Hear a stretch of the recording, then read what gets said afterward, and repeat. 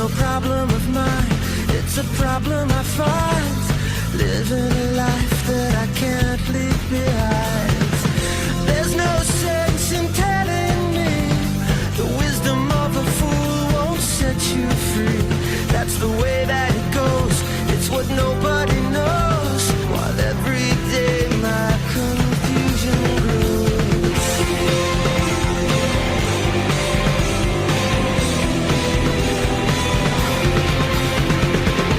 Every time I see you falling, I get down on my knees and pray. I'm waiting for that final moment to say the words that I can't say.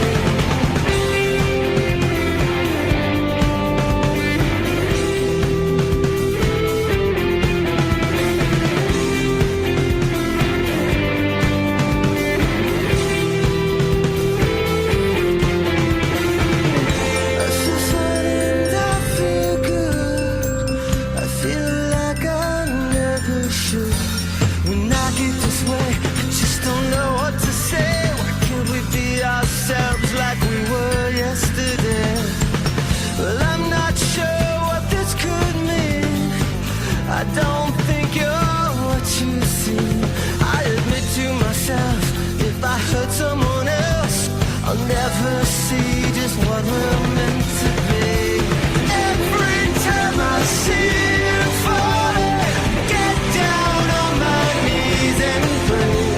I'm waiting for that final moment to say the words that I can't say. Every time I see you falling, get down on my knees and pray. I'm waiting for that final moment to say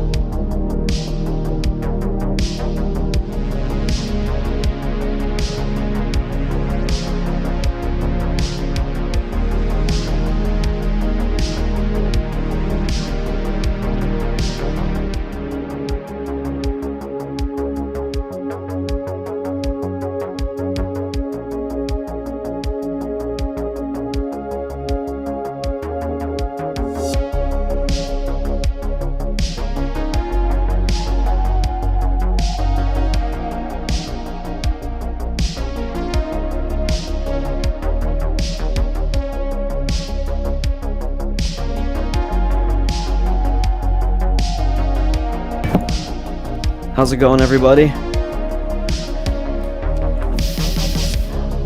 Happy October 28th, in case no one's ever wished you a happy October 28th.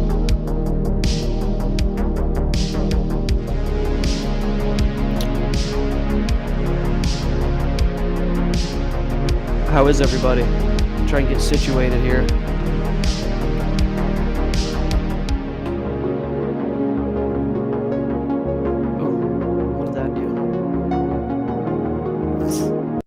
Really helpful. Cool. Oh, that screen's up now.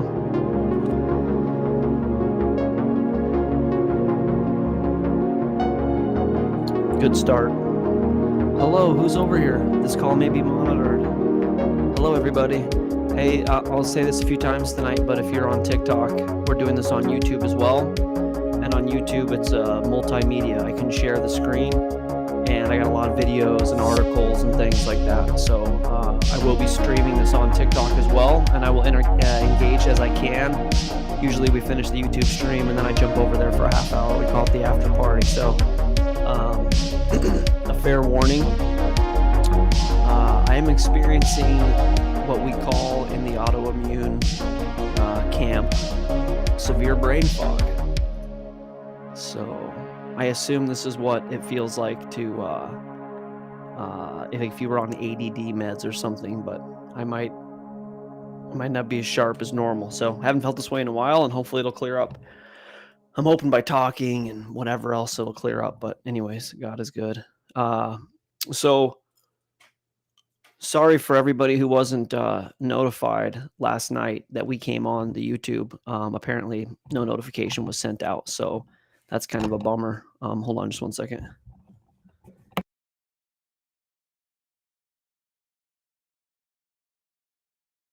All right, getting set back up. Yeah, so it started off kind of slow, and apparently a bunch of people said that YouTube just didn't tell anybody. So that's fun. Sorry. But it looks like tonight it's working again, which is great. Thank you guys for your time. Thank you for being here. Hello. Hello, Anna. Johnny. Que bueno. Cabeza no bueno. All right. Let's see here. I think I'm caught back up.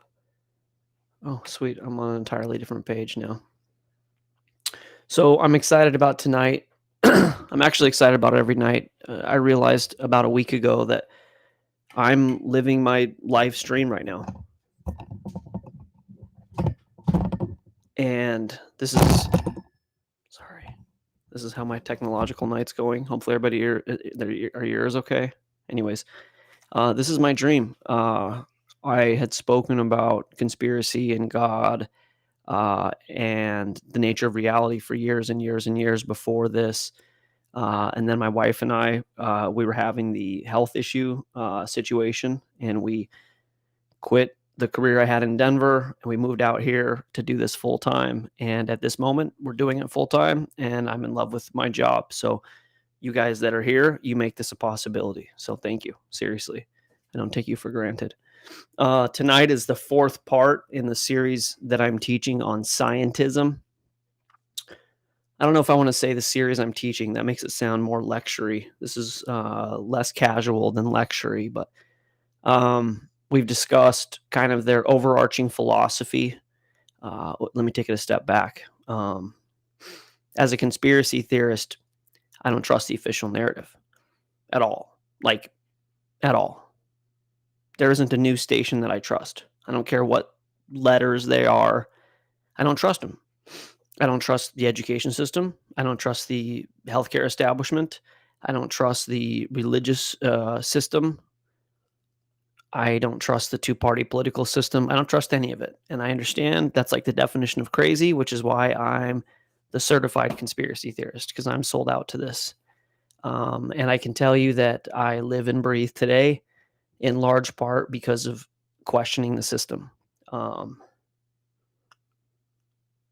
I don't want to get too far into it, but multiple times where I had an opportunity to stay with the system and do it the system's way, and there's a good chance that in multiple occasions it would have been a terminal decision for me. So this application of what I'm talking about is isn't just lip service from me. I don't say don't trust the government and conspiracy is real and then go to my job where I just feed into the system. We walked away from the whole thing.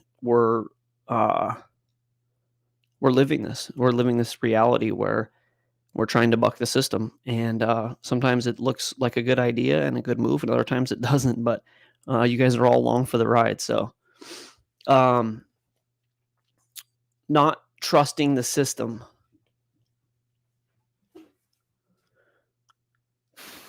means that pretty much anything anybody tells me, I run through a critical thinking filter of skepticism, and that includes people that claim that they represent God. That includes people that say they represent my best interest, just overarchingly. And what's good is that if you kind of test them and you don't just trust them blindly, then you can really make better decisions for you and your family. So that's one thing I encourage you to do. Not even believe me, right? Hear me, hear what I'm saying, take it to God, sit down and think about it. See if you think that what I'm saying makes sense. Because if it does, then your whole reality changes. I'm sorry. Like, I'm not trying to be sensationalist, but we're all having to make decisions now. You know, how much do we comply? How much do we trust the system? And if you look at the aggregate of my work, it's pretty hard to trust the system. It's pretty hard to trust any of these people in power. I don't care if it's, I hate to name names, but Pelosi or Trump or Biden or McConnell or, whoever, Soros or whoever. Like, do they have your best interest? And my response is no, they don't have your best interest in mind. And they've been controlling man for thousands and thousands and thousands and thousands of years. Okay. Like from Babel, before the flood till now. Like, they control the system. They work for their father, the devil, and the devil is the master manipulator, and he's really good at manipulating the information to accomplish an agenda. And it would be my contention that the people in charge have played by a set of rules related to how this reality works that was advantageous to them while thwarting our potential by giving us a false narrative about what our reality is and what our place is in this reality. Okay, and I'm pissed about it.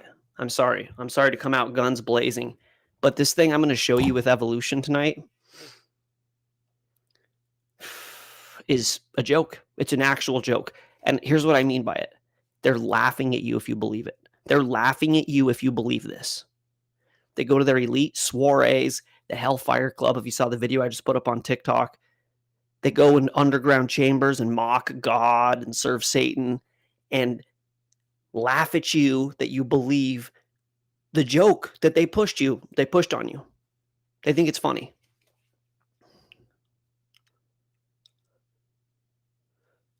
We're going to get into vestigial organs and I have brain fog right now, and I have brain fog because they took my appendix.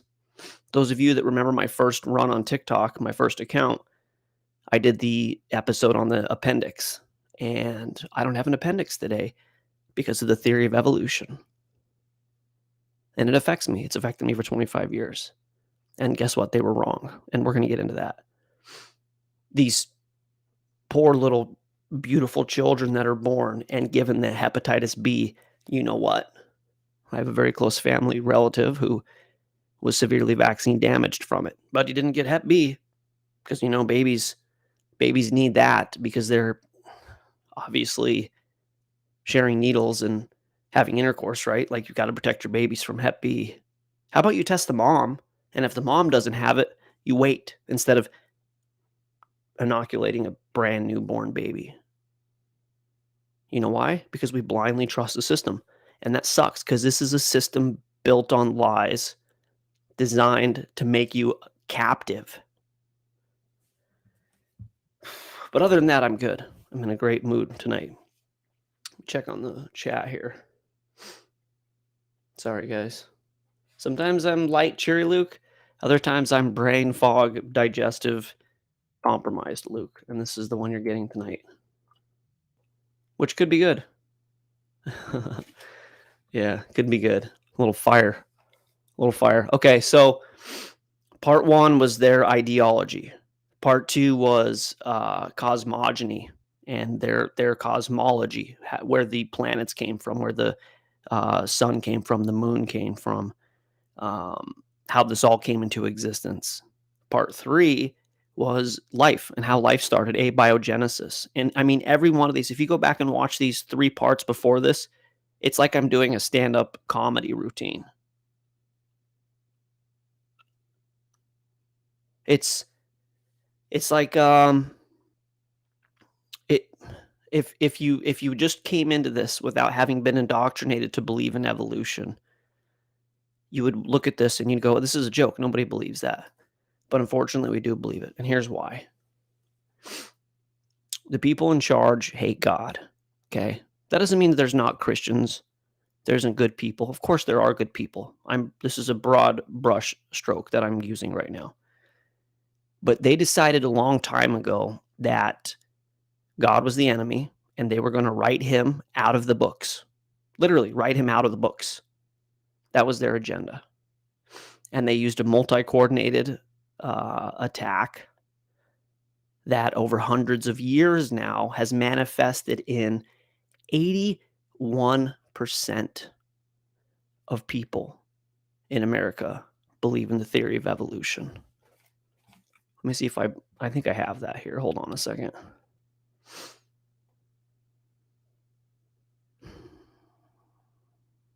I think it's this one. Let's see here. No, it's this Brave one. All right, give me a second. I'm going to pull this up. It's unbelievable. 81% of people in the world right now believe in the theory of evolution. I'll pull this up. Pew Forum. Pew's funny. Pew, pew. I'm going to calm down a little bit. The evolution of Pew Research Center survey questions about the origins and development of life on Earth. Scroll down here. 18%. Where is that? Put more simply, our estimate of the share of Americans who reject evolution and express a creationist view drops considerably from 31% to 18% of U.S. adults. 18% of U.S. adults believe the Bible. That's it. 18%. The number is 18%. And how did that happen? How did we get here? I want you guys to think about that for a second. Let me see if anybody in the chat has anything to say about that. The question is, I heard something interesting today. The reason the Antichrist hasn't been revealed is because we are still here. Holy Spirit is a restrainer. Yeah, that's a pre-trib rapture teaching, and it's a possibility. It's definitely a possibility. I'm a mid-trib guy, so I'm mid-trib for the elect anyways. Okay, so 18% of the world, 18% of our world, of the Western world of America, believes in the Bible, okay? Which means that 82% of the world believes the thing that I've been detailing, this philosophic materialist, scientific materialist, abiogenesis being panspermia, ballistic panspermia, everything coming out of nothing, this whole rigmarole that I've been giving you. And today we're taking it next level and we're looking at the actual theory of evolution, not their origin story, not their narrative on how we got here, what reality is, the actual theory on how man became man. Itty bitty. Hey guys, our sister Itty Bitty's over in TikTok. We're on YouTube. A lot of us are over here. I know it's like an extra step, but on YouTube I can share. It's a screen share and I share videos and stuff. So instead of just seeing me look at those, if you hit the bio and then the link for YouTube, you could jump over there with us. That'd be awesome. You don't have to, but it's great to see you. All right, so you have to think of it this way, okay? I'm a big believer in thought experiments and really thinking things through in your brain. You can really create this reality by thinking this out. You have to think that up until very recently, and I mean since Darwin and Lyell and all these people, pretty much everybody looked at the design of humans and said, yeah, something designed this, right? It wasn't if, it was who. Who, the whole thought was, who designed this? This is why religious control was so effective, because everybody knew that there was design. Everybody knew that we were designed.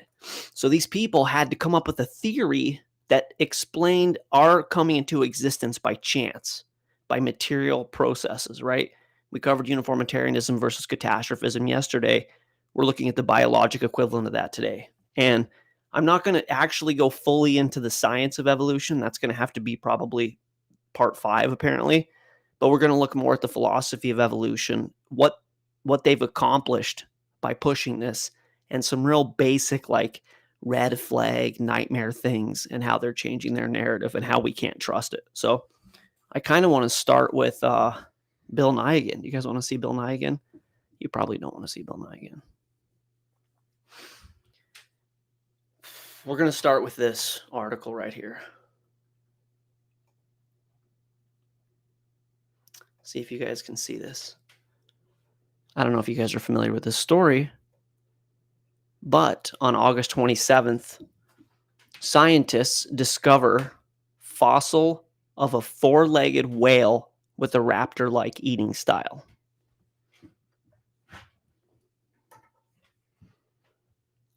Watch this.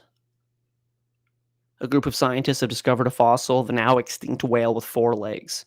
This visual reconstruction, which means obviously make-believe, shows Phyomycetes, mycetes, whatever, doesn't matter, Anubis, and that's important, preying on a sawfish.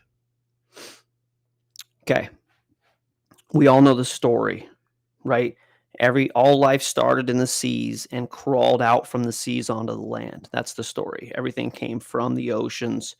Lightning struck the oceans, blah, blah, blah, blah. And then they crawled out onto the land, right? You guys remember that when you were a kid and you learned that and you're like, oh, that seems weird. That's fishy, right? Remember that?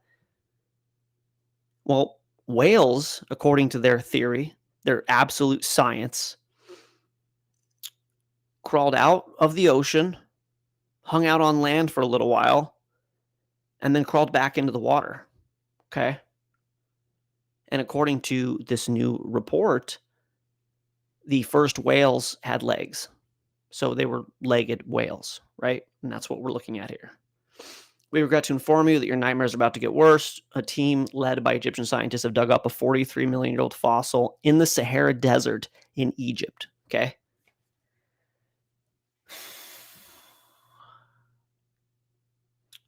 This 4-legged whale fossil was dug up in the Sahara Desert of Egypt. Okay. Do you know why? Do you know the major reason why science believes that whales were on land and then crawled back into the ocean? This is my first question of the night. If anybody can get this, they definitely get a point. I'll have Chloe keep track of points tonight. I don't know if Michael and Shadow are on here. Oh, Reyes is in here. He's going to get it.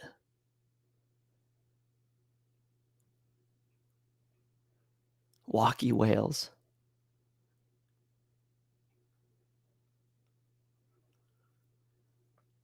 Because they find them in areas without water. Wow, Bethany, that was good. That was a very good guess. That's not, maybe, I don't know if that's not right, but that's not the answer I'm looking for anyways.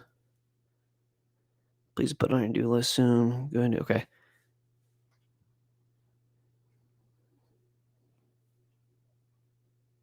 Because hip bones point to shadow. That's what it is. The reason why science teaches that whales went to land and then back into the sea, they have Pakicetus. They're like, oh, for sure, this is a whale. Turns out it's not a whale. They are like, oh, the ears are pointed in a direction. We're sure that's what it is. But then whales have a pelvic bone that they say are vestigial legs. Vestigial legs is the word, vestigial. Okay, so remember that because we're going to cover that in a second, but watch this. That's right, folks, a whale with legs. The authors of the study say this creature had unique features of the skull, and its mandible suggest a capacity for more efficient oral mechanical processing. There's the brain fog. In other words, these walking whales had a strong raptorial feeding style. So they find these whales and they say that the whale has a certain jawbone, and that means that it was a land whale, walking raptor whale, right? We discovered how fierce and deadly it is. The new whale is called let's see, Phyomycetus, that's what it's got to be, Anubis, which the scientists name in part after Anubis, the canine-headed Egyptian god associated with mummification and the afterlife. How do you guys like that in the esoteric, occult information that you researched? They named this thing Anubis, whale Anubis, after the Egyptian god of the dead. Right? That's great. Anyways, whales, it turns out, used to be herbivores, deer-like terrestrial animals. It turns out, they say words like this all the time. Whales, it turns out, used to be herbivores. We know this because of our time machine. The scientists write, over the span of 10 million years, whales turned into carnivorous creatures in the ocean. Turned into, right? That's the word, turned into, okay? The discovery of the four-legged creature is part of that evolution.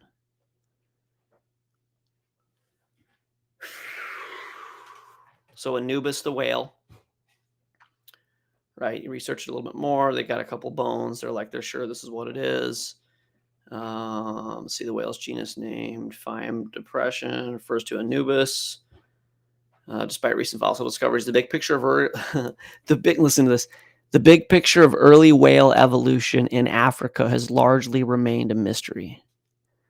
African whale history is what they're trying to figure out, and it's been a mystery. Before they found this clearly land animal, whatever it was a mystery. This is what they're trying to figure out, is how the whales in Africa evolved, right? This is them looking for an answer, just trying to confirm their answer by finding fossil evidence, right? Well, check this out. If the whole reason why whales crawled out of the sea, this is why they believe that whales crawled out of the sea and then went back into the sea, is because their legs remain. Well, what if in 2014, hopefully this is showing up here.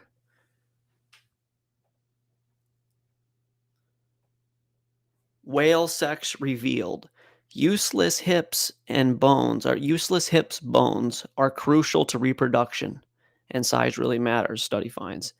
Whales and dolphins have pelvic bones, which are evolutionary remnants from when their ancestors walked on land more than 40 million years ago.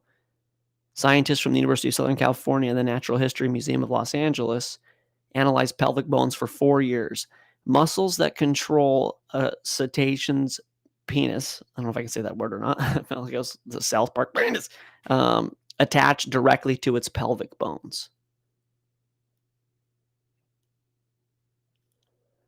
Animals with those words have larger pelvic bones because they are necessary to attach bigger muscles for control of said part of their anatomy. Study changes the way we think about vestigial structures. Okay. This is 2014. Let me recount this a little bit, okay? They're telling you that a whale crawled out of the ocean, was a land animal with 4 legs running around doing land whale stuff, and then it went back into the ocean. And their major evidence for this is the vestigial legs of a whale, which turns out being the structuring anchor point for their big animals, their ginormous whale reproductive organs, which makes sense. Like these things weigh like as much as a bus, so a little bit of infrastructure for that part is probably pretty important, right?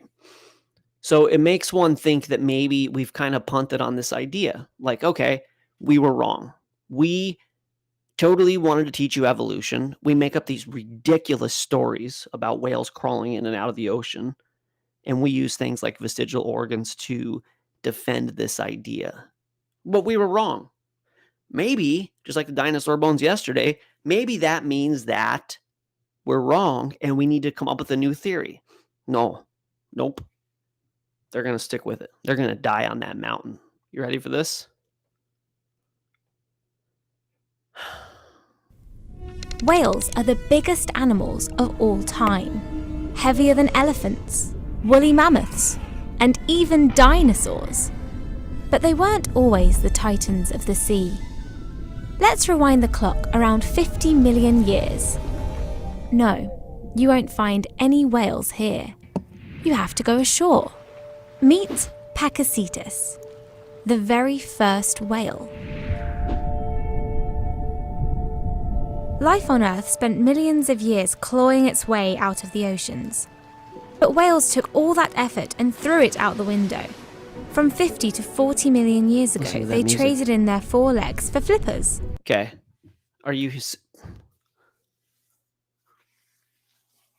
You can't believe this. Nobody can believe. They can't believe it as they're saying it. They can't. The way they write this, they're like, we don't believe this.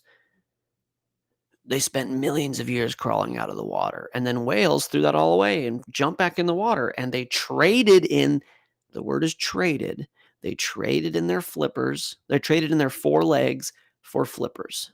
And we know this, and we know this not because of the tremendous amount of scientific evidence, but because there's vestigial hip bones, right? This is their thinking, which turns out being wrong. I continue. In fact, some whales today still have leftover bones of hind legs. In fact, some whales today still have leftover bones of hind legs.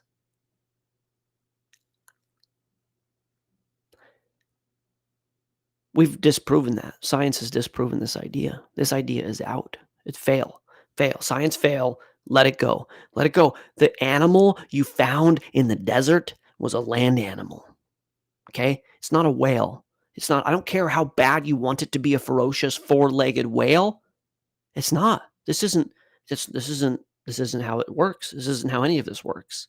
Oh, and by the way, these leftover bones are the pelvic our skeletal structure necessary for the anatomy, for the reproductive anatomy of the whale. That's what it actually is that they figured out in 2014.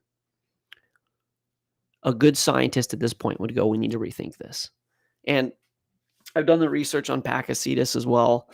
Pakicetus, they say that, even though the nostrils were here, they moved up there, and even it's just all these crazy machinations. It's these crazy machinations.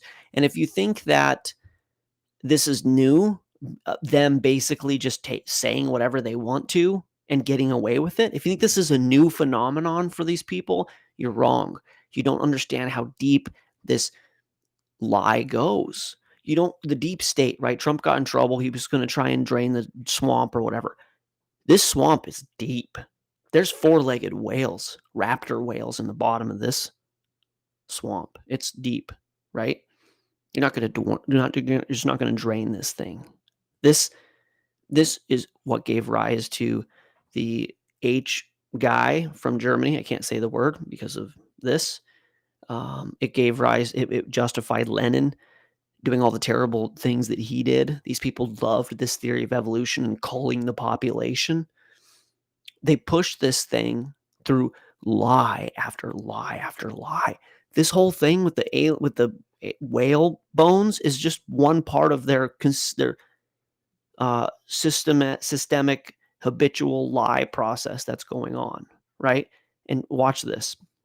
If you think it's new, you guys, if you haven't seen this, I had a lot of this comes out of memory from things that I've watched in the past, and I actually did my own research on it today. Look at this. How fudged embryo illustrations led to drawn-out lies. This is New Scientist. New Scientist is an atheist, evolutionist outfit for sure. Have you guys seen these pictures? Those of you that are on TikTok, if you can go to YouTube, you can see the pictures. If not, it's the drawing of the embryos. Have you guys seen these pictures before? Nice, Jackie. Thank you for getting over here. Awesome. See, the family's over here. So come on over. The water is fine. Have you guys seen this picture before? This is drawings by a guy named Ernest Haeckel. And Ernest Haeckel shows how the embryo of a baby human and of a whatever this guy is and a pig and a bird, that they all have the same yeah, Shadow's seen this. Bethany, you haven't seen it. I'm live again. Yeah, John, go over to click on the link and go to the YouTube and come over there. Everybody's over there and we're all talking and stuff. Like all the cool people are doing it, just saying. And you're cool. So come on over. Okay, so Ernest Haeckel drew these out. He's the guy that came up with the term called, how does the term go? Ontogeny recapitulates phylogeny. Okay. Haeckel wanted to convince his readers that all vertebrates share a common ancestor. And that, as he put it, ontogeny recapitulates phylogeny. Our embryonic development repeats our evolutionary past. This aphorism was soon disproved, but the use of Haeckel's drawings persisted, particularly in education. There were waves of criticism from the 1870s when the drawings were published up to 1997. Now, I'm just going to do some quick math with you. It's 120 years, 117 years, 117 years. They knew that his drawing was a forgery, and they kept it in the textbook for 117 years. That's a long time. That's many years. That is almost the entire lifespan of like whatever God said he had reset man's age to, 120 years. Like no man could have lived their entire life. People lived, this is what I need you guys to understand. People, hundreds of millions or hundreds of millions of people lived their entire life believing that this Yahoo's drawings were scientific fact because they don't care about the truth. This isn't about science or the truth. This is about using science to accomplish a narrative, to accomplish an agenda. The priests of the religion of science. I got that shirt on tonight because of this event. It gets worse. As we discovered in Haeckel's embryos, German biologist Ernest Haeckel included illustrations of the embryologic stages of the vertebrates in a series of books published between 1868 and 1908. Fudging the data, he placed the drawings into a comparative grid, highlighting similarities between species and blurring differences. The results are highly inaccurate.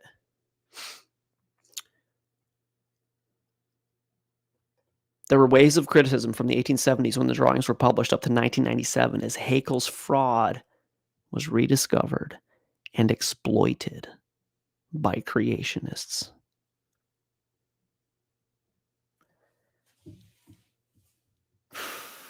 Did you find TikTok? Did you see that, squirrel? Yeah. Go to the bio. Go to the link. Come on over. Everybody's over there.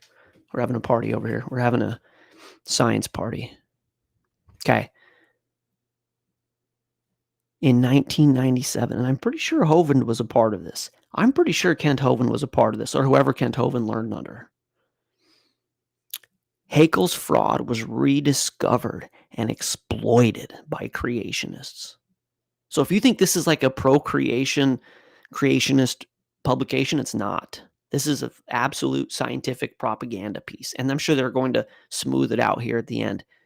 Do you understand that it took creationists, which I'm a creationist, rediscovering this because they let this go to the test of time? People were pissed off about it in the late 19th century, early 1900s, and they just didn't do anything about it because the truth doesn't matter. They just let it slide.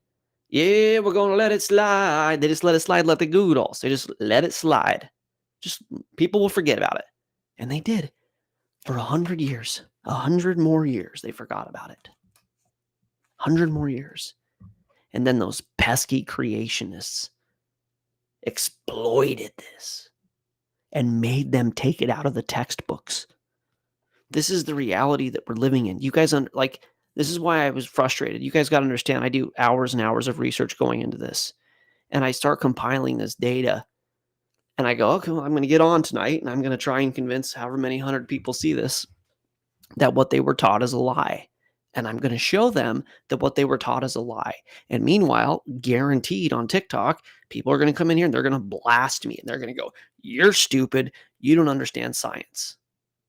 It's just what it is. Well, pesky creationists ruining this fraudster, this huckster's plan. In this sumptuous book, a science historian examines how and why Haeckel made his drawings and the use made of them since. His clever detective work takes him into Haeckel's archives in the German town of Jena, discovering the original drawings, even the wood blocks. The end of the story explores Haeckel's drawings appeared in post-war textbooks in the UK and the US. How they've been copied. Ironically, though, Haeckel's drawings are used only as relics now. Modern molecular genetic studies show blah, blah, blah, blah, blah, blah. All right. There's more of this, but this whole thing is a lie. And he actually came out and he's like, I defend what I did. At one point, let me see if I can find this really quick. At one point, he says, I got to pull this up really fast just to finish this point. So I want you to think about this with this ridiculous whale situation. Classics. Haeckel stuff, kind of then. Hopwood states.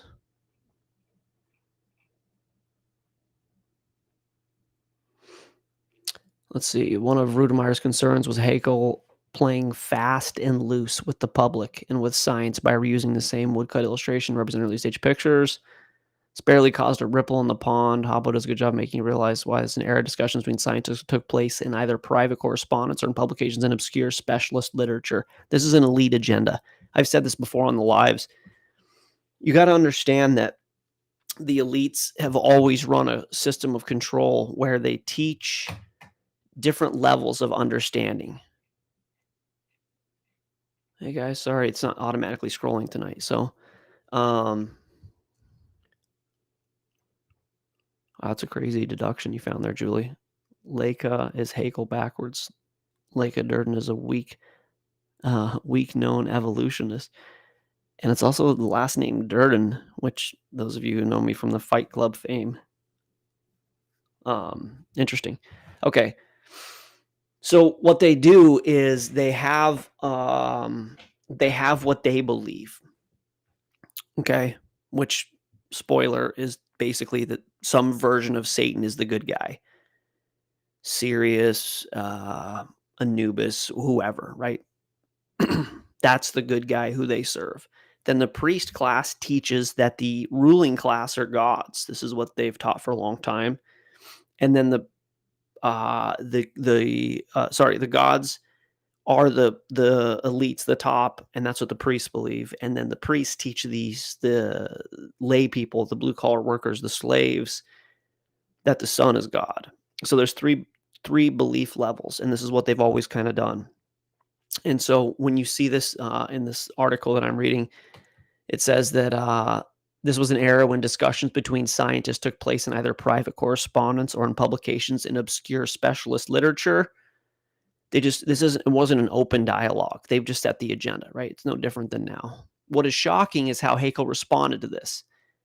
He said, Hopwood's history reveals a rather different side to the man. He fashioned himself as a daring pioneer, here to enlighten the ignorant public. You guys like that word enlighten there? Got to enlighten them. We got to enlighten them. Give them the real information. Here to enlighten the ignorant public.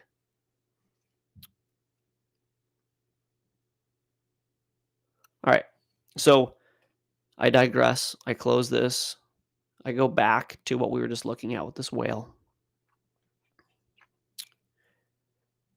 With Anubis, Whalus Maximus Anubis, the Egyptian god of death, which is this four-legged African desert whale who we know is a whale because of the hip bones, and the hip bones turn out being, they were wrong. It's not a vestigial organ. It's their pelvic structure. Okay. You just got to understand that they're going to beat the drum for as long as somebody listens to it. They don't care. They don't care if it's a lie. I've made this joke before. I don't think that Darwin and Galton and Lyell and all these yahoos that came up that conjured up evolution ever thought they'd get 130 years out of it or 150 years. I don't think there's any. They were like even Darwin was like, he was like, yeah, well, I mean, if you find, it turns out that the cell is more complicated than an amorphous blob of just ectoplasm or whatever he called it, then I'm in trouble. And he goes, and if you don't find substantial fossil evidence, it's also in trouble.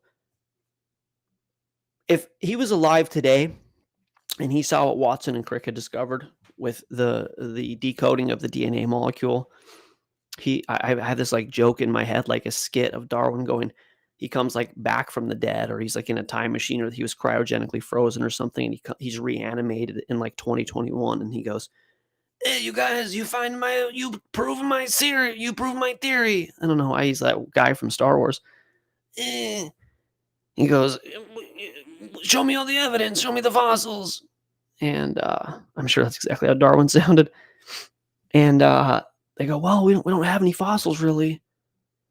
Oh, how did you find out, right? The cell is just goo, right? No, man, it's totally, it's information. It's really like complicated computer code. Oh, so you came up with a new theory? Yeah, you have a new theory? Yeah, new theory? It's like, no, Darwin. No. We would never forsake you. You're like our God. No, of course not. Well, why wouldn't you do that? And like, he'd be mad at him. Like, you guys aren't real scientists. Like, I didn't figure this stuff out by just dogmatically buying whatever somebody was telling. Like, there's no way Darwin, if he was intellectually honest, would come into today's world and go, yeah, totally. Like, I was right. No way. Absolutely no way. He wouldn't be talking about four-legged desert whales. Drives me crazy. Oh, whale sex revealed. Useless hip bones are actually crucial to reproduction. So it turns out that the vestigial organs are actually, structural reproductive anatomy. So we were wrong about that. All right. But this gets me thinking about vestigial structures. Do you guys know what vestigial structures are? I'm going to catch up on the chat for a second. This one's really near and dear to home for me because of the digestive issues I've had ever since then. What guy from Star Wars? Yeah, you want Anakin? You want Anakin? Oh, there's a pod race. Oh. That guy.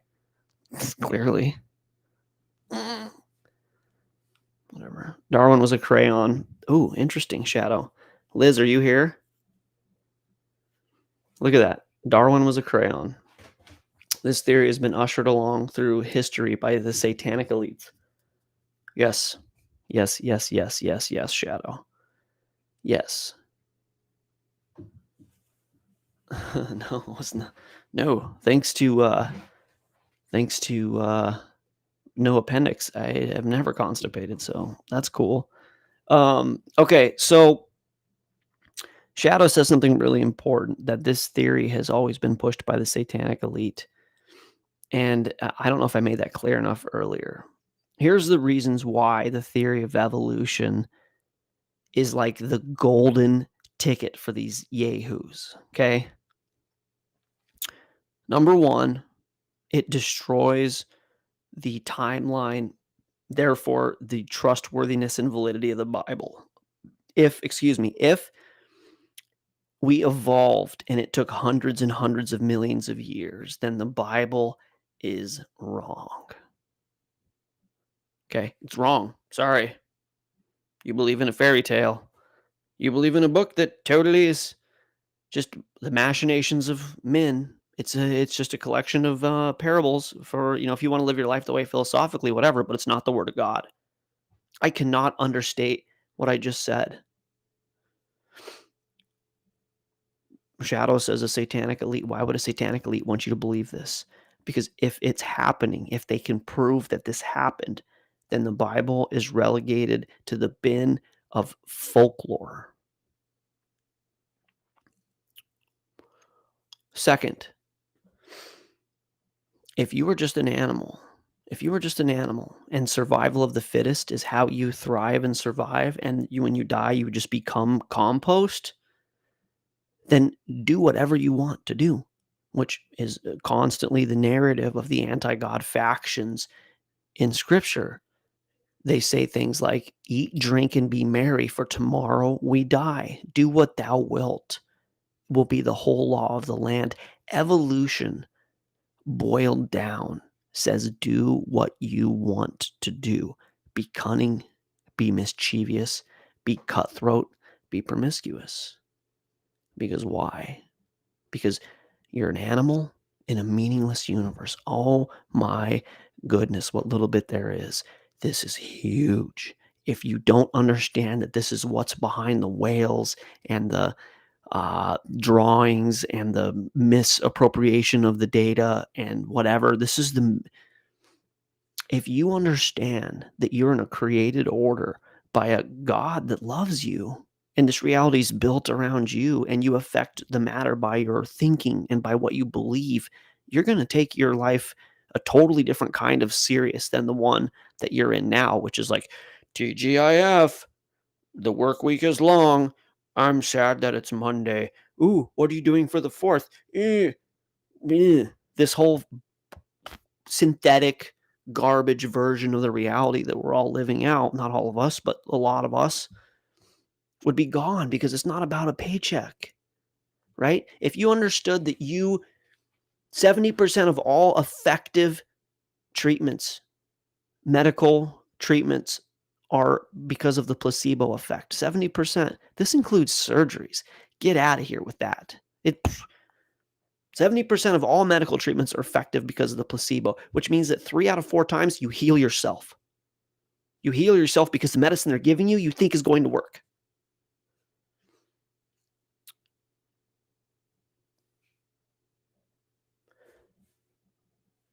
Imagine if you knew that. Good diet, rest on Saturday, don't stress out. You don't need medical insurance. You probably don't need a full-time job. You could pursue something that you love and probably monetize it if you actually believed it. Right? This isn't what a controlling group of elites wants you to believe about your reality, because they want you to take your crap city job or your whatever job with benefits that you've got at you. This is what you need, that is what you got to have. You're lucky you've got this thing. Now try not to die. And if you do really good, the last 5 years of your life, you can ride around in a motorhome and stay at campsites. What does Bill Nye say? We need your children. We need good tax-paying citizens and engineers and firemen. I mean, and I'm for, if you're passionate about being a fireman and a police officer and an engineer and you love your job, great. Great. I hope your not just entire identity is wrapped up in the job that you do. But they've literally repurposed your reality. They've literally repurposed how you perceive your reality. You perceive your reality as an illusion to what is actually real and what is going on. And it was an important counterfeited synthetic version of what's going on in order to keep you complacent and servile. This is why 4-legged whale desert fossils and whatever, right? Okay. Next thing is, you and me, baby, ain't nothing but mammals. Let's do it like they do on the Discovery Channel. Have you seen or have you read Brave New World?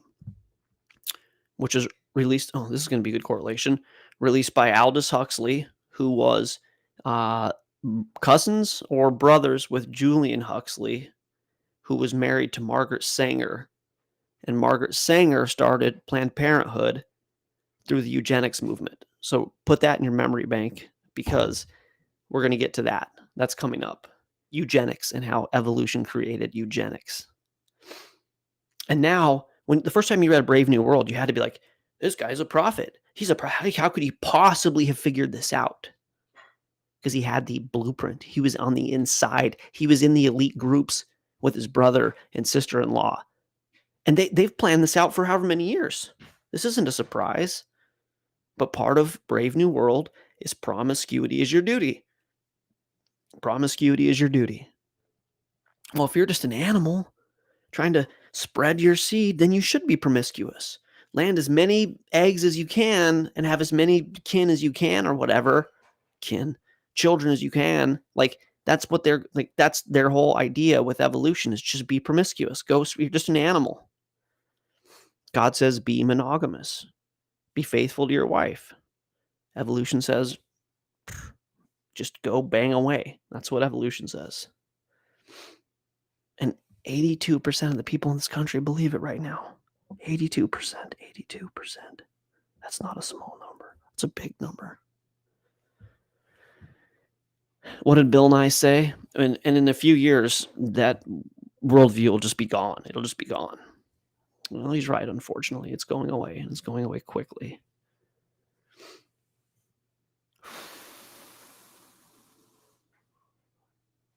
Okay. Vestigial organs. We got to look at the definition of it. I'll just type it in here. I don't need the example. Although it's funny that one of the examples is the appendix and the other is the whale. Vestigial definition.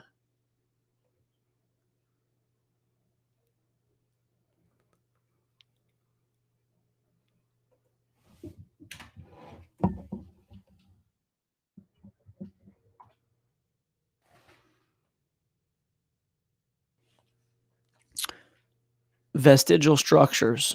A structure in an organism that has lost all or most of its original function in the course of evolution, such as human appendixes.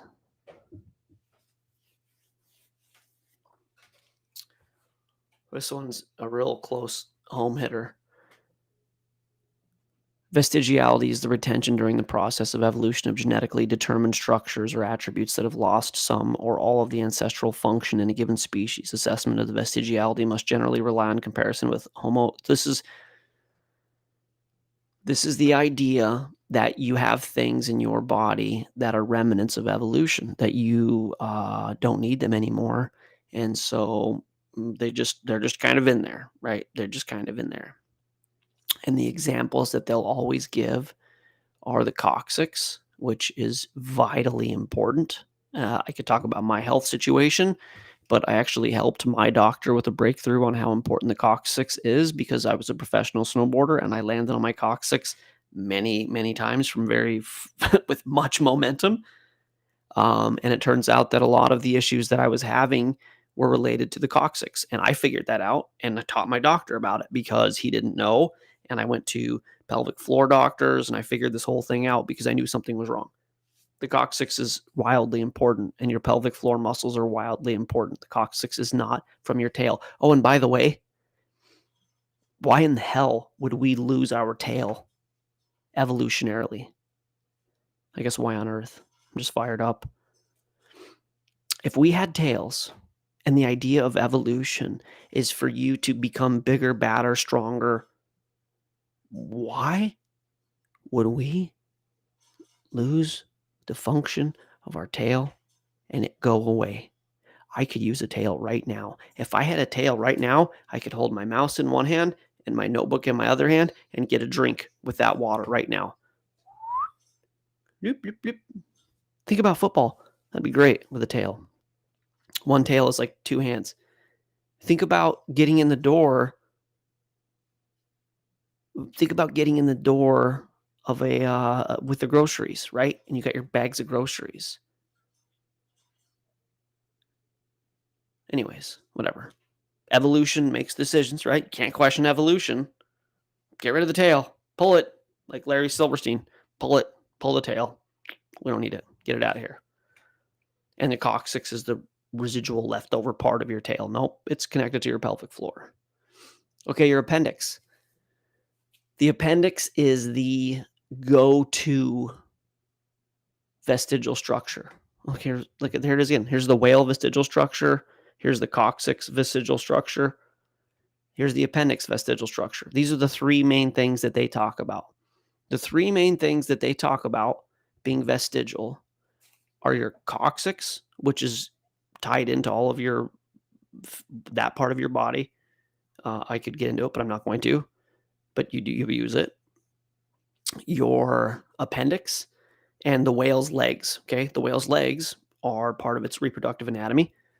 And your appendix is vitally important to your life and your health.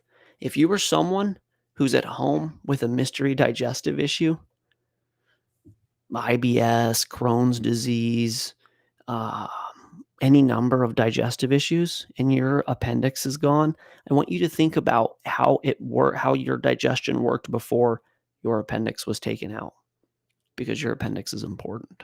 Okay? Time Magazine, your appendix may not be useless after all. The appendix, notorious for its tendency to become inflamed or even rupture, has historically been viewed as a vestigial organ with no real function. But new research supports the idea that the appendix may indeed serve a purpose: to protect beneficial bacteria living in the gut. Beneficial bacteria is important. I've spent the last 5 years of my life trying to have beneficial bacteria in my gut because I don't have an appendix. And if you have your appendix and you have beneficial bacteria, you're not thankful enough for your life and how you feel. Has studied the evolution of gastrointestinal traits across different animal species. Her new research, published in the journal whatever, analyzed the presence of an absence of appendix in 533 different mammals. She found the appendix evolved independently in different thanks. She found that out with her time machine. I'm so sick of their narrative. More than 30 separate times. Furthermore, the appendix almost never disappeared from the lineage once it appeared. This suggests that the organ remains for a reason, because we know that evolution isn't going to accidentally discard something that we need, because evolution is smart. It's good designer. It's very good to us. Smith and her co-authors from Duke, blah, blah, blah, environmental factors. Let's see here. Species who had an appendix tend to have higher concentrations of lymphoid tissue in their cecum, a pouch that connects the small and large intestines. This type of tissue can play a role in immunity and can also stimulate growth of healthy gut bacteria. So it makes sense, Smith says, that the appendix actually serves as a safe house for these beneficial bugs. Let's read that again, okay? And I'm going to try not to break down as I read this. Species who had an appendix tend to have higher concentrations of lymphoid tissue in their cecum, whatever. I'm going to cecum to say it because I don't know what the word is. A pouch that connects the small and large intestines. This type of tissue can play a role in immunity. Autoimmune conditions are fun. And can also stimulate growth of healthy gut bacteria. So it makes sense, Smith says, that the appendix actually serves as a safe house for these beneficial bugs. The study isn't the first to suggest that the appendix may play this type of role. The safe house idea was first raised by a 2007 study. My appendix was taken out in the year 2000. 7 years later, the first time this was raised as being something important, which inspired Smith to question whether the appendix had evolved to serve this.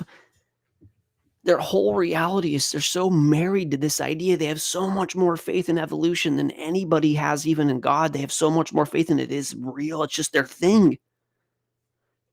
The safe house idea was first raised by a 2000 study, which inspired Smith to question whether the appendix had evolved to serve this function in humans and other animals, a theory that now appears quite likely. What if it was put there intentionally by the designer?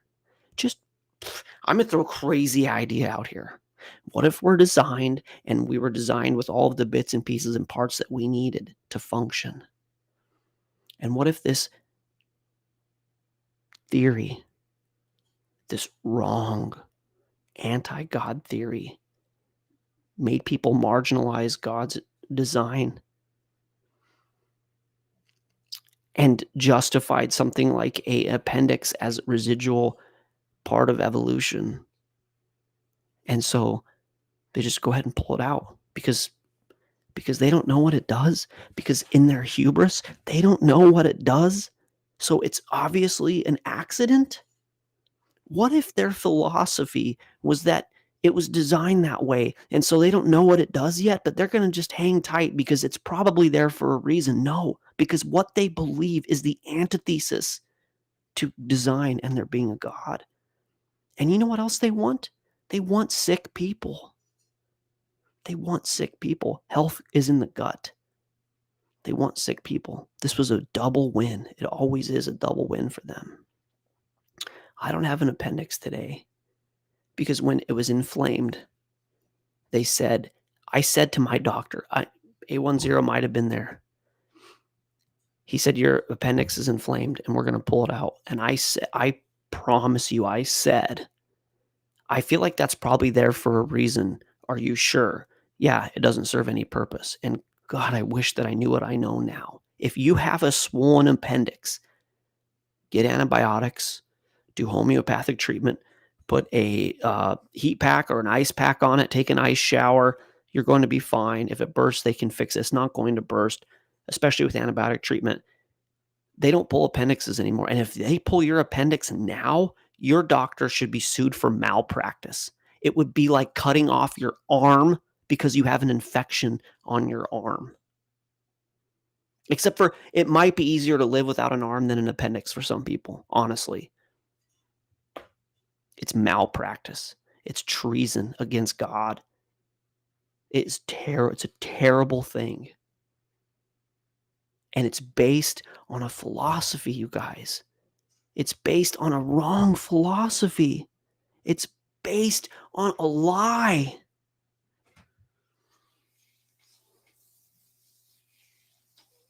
It turns out that it might be actually, well, shit, that's crazy.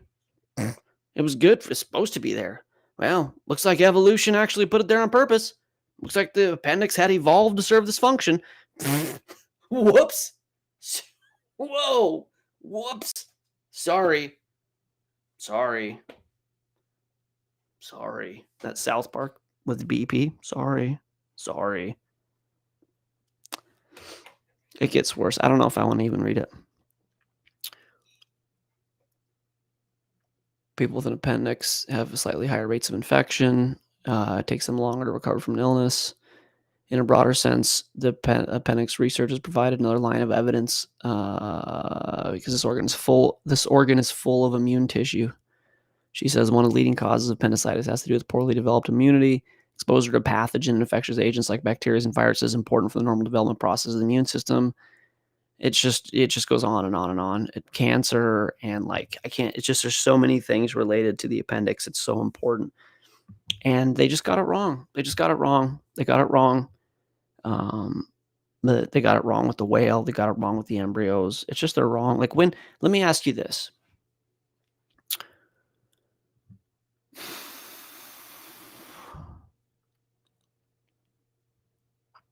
Let me ask you this. How many times do you forgive your captor? How many times is it okay till you finally just break up with the person and you just go, I'm done. If you're in a relationship, okay, and the guy or the girl is cheating on you over and over and over, when's enough? 1 time, 2 times? When are we going to hold these people accountable for this lie? 82% of the people in America believe in evolution. And it's kind of sad. Something like 20% of them that do believe in it, that God did it. What was that number? I had it there earlier. 39% of people believe in evolution without God. And then another 20% believe in evolution with God. The whole God of the gaps, not God of the gaps, but day age theory. This whole idea of just, it's God, but we have to trust science first. We have to trust these known liars. Tell me when the Bible lied. And I know there's people that think there's contradictions in there, but I promise you right now, if you challenged me, you'd have to sit here with me for 3 hours. I did research, but I promise you that I could prove to you that you've been lied to more about the theory of evolution than there is anything that even be construed as a lie in the Bible.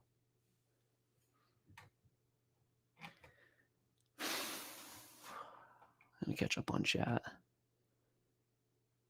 Wasn't A Wrinkle in Time like that? See, the movie's good. I'm sorry, I've been this is depressed, digestive, threatened Luke, I guess. Let's see here. We'd always land on our feet like cats. You guys talking about books? Oh, if we had tails, we could lean back on our tails and punch and kick at the same time.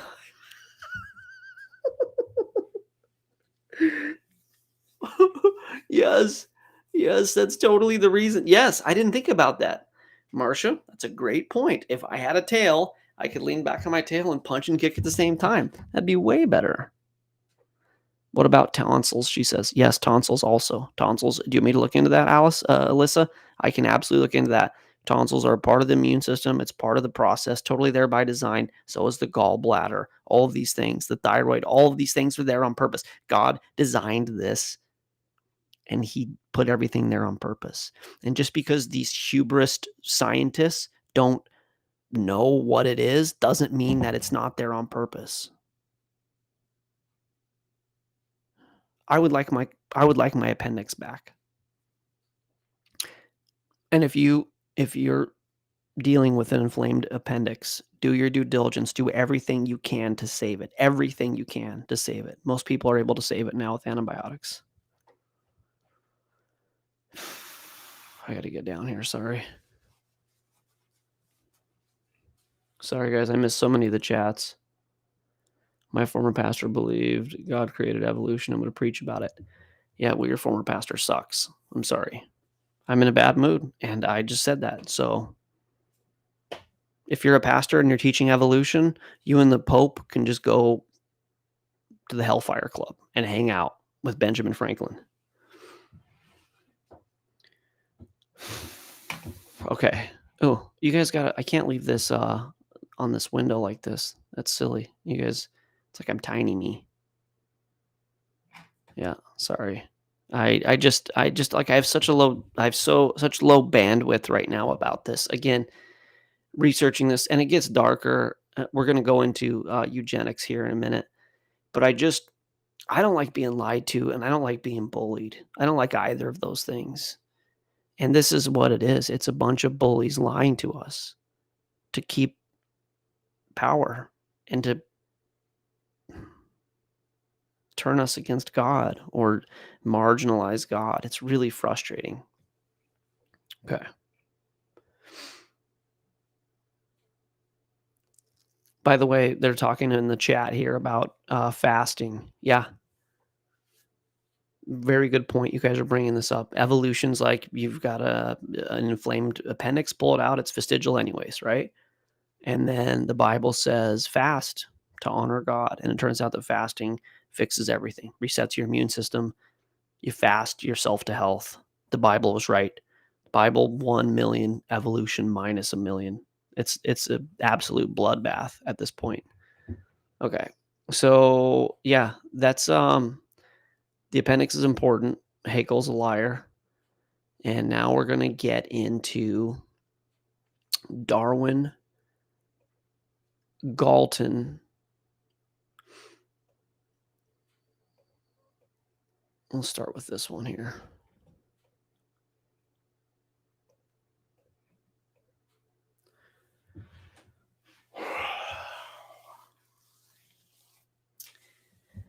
Mods, hello. TikTok friends.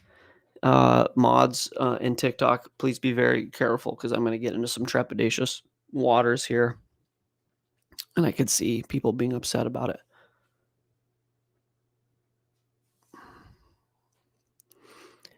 A rather big, contentious situation in our world is the discussion of race. It's not quite as big and contentious as it was in, I don't know, like this time last year, the summer leading up to it. Yeah, whatever. Seems to have really calmed down. The good news is, like, whatever. Obviously, that worked itself out.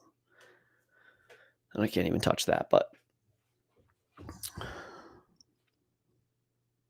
the Bible teaches that there's one race, the human race. The Bible teaches that we come from a man and a woman, and singular man and singular woman. How ridiculous would it be to discriminate against another human because of the melanin count in their skin. That's ridiculous, right? It's a ridiculous thing. And where would we get this? Why would this? What would happen? How is this even possible?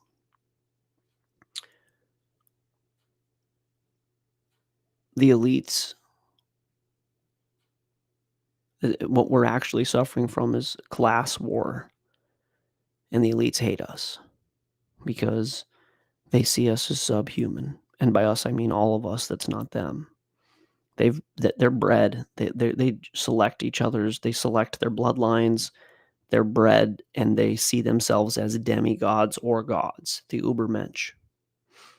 This isn't news. We are pawns in their chess game. And with the advent of this anti-God, anti-human, disgusting lie of evolution, the elites had a scientific playground to justify their racist ideology. And what is one of the most infuriating things in the world right now is that people will defend. I got into it on TikTok. You guys might have followed me when this happened. Really smart, awesome young black man, and I got into this discussion, and he was mad at me because he said that I was using evolution to promote, I was saying there was racism with evolution, that there wasn't. And I showed him from Darwin's mouth what he actually believed. And he was like, wow, I didn't know that. Because why would he know that? If they're they can't play both sides of the same coin, right? So if they're going to push evolution and also push this, race war that we're in because the elites want us fighting each other and not them, it's going to be really hard for them to go, well, you can't do this and this and do that, but also you got to believe our theory. Look at what Darwin actually believed and wrote. And this gets into eugenics, and it gets dark pretty quick. Charles Darwin, 19th century English naturalist, is known as one of the most brilliant minds in history. I disagree. He's bright, but I don't think he's one of the most brilliant minds in history. He was a curious intellectual and a brave adventurer. Look at this, the champion. Let's see if I can make this a little bit bigger so you guys can read it. There we go. He was a curious intellectual and a brave adventurer, well liked by those who knew him personally, and greatly revered in the scientific community. Origin of the species and the descent of man enlightened. There's that word again. I didn't expect for that, but whatever. There's that word again. Enlightened the world with a transformative understanding of life that became the foundation of modern biological thought. Finally, some truth. Finally, some truth. Darwin enlightened the world with a transformative understanding of life that became the foundation of not only modern biological thought, but our entire world system. They needed this world system to accomplish this agenda. But there's a darker side of Darwin, a side, that perhaps calls into question his prized intellect and cherished legacy. Do you guys know the story of Darwin? If you actually research Darwin, he's none of the things that they were talking about. He's none of the things that they're saying he was here. This darker side perhaps calls into question his prized intellect and cherished legacy. I'm sure this super liberal person, Austin Anderson, really struggled with this when he found out that his hero, Darwin, was an absolute racist. Absolute. Like a kind that you don't understand how these elites actually feel about us. A side that perhaps calls into question. Wait till you hear what I'm going to read to you. Darwin's writing was racist, and discriminatory beliefs and practices follow directly from his theories. Darwin's writing was R-word, and discriminatory beliefs and practices followed directly from his theories. Okay. Enlightened the world with a transformative understanding of life. That was R-word, and discriminatory beliefs and practices followed directly from his theory. You guys understand this is in the same paragraph. Enlightened the world with a transformative understanding of life that became the foundation of a system that promotes the R word and discriminatory beliefs and practices.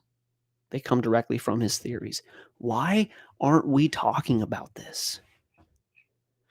We got the guy on TikTok that I debated one day and I'd like to debate him again, the strong voice guy.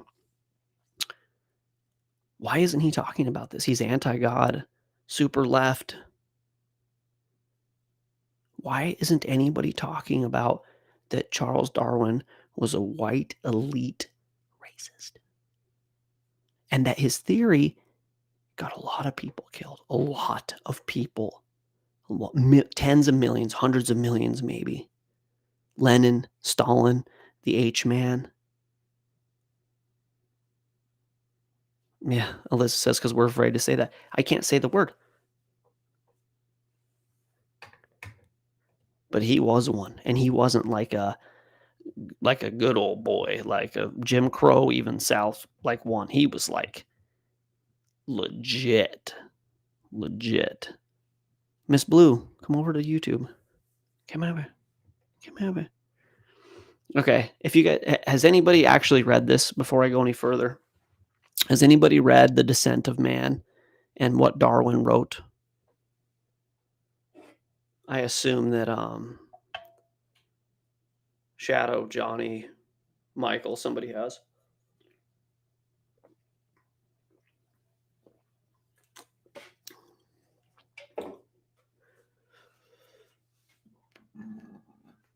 No. You're going to like this, Johnny. You're not going to like it. It's going to piss you off. You haven't yet.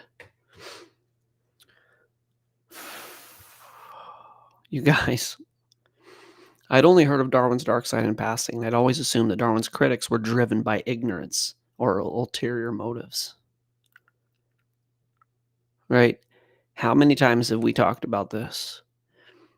One of the reasons that we know our civilization is done, that we're riding on the fumes, I've heard that bodies can die and like they don't even know they're dead. They still react. Obviously, like chickens, and I've heard some other weird things that can happen. You know, the spirit's gone, but the physiologic body's like still doing like this. We're done. And we're just riding on the little bit of energy left in the tank, a little bit of gas in the tank, unfortunately. And one of the reasons why that is if you question the establishment, you're considered ignorant. Okay? When your society, when your controllers have convinced you that complicity is intelligence and a virtue to be desired, and that censorship is your civic duty,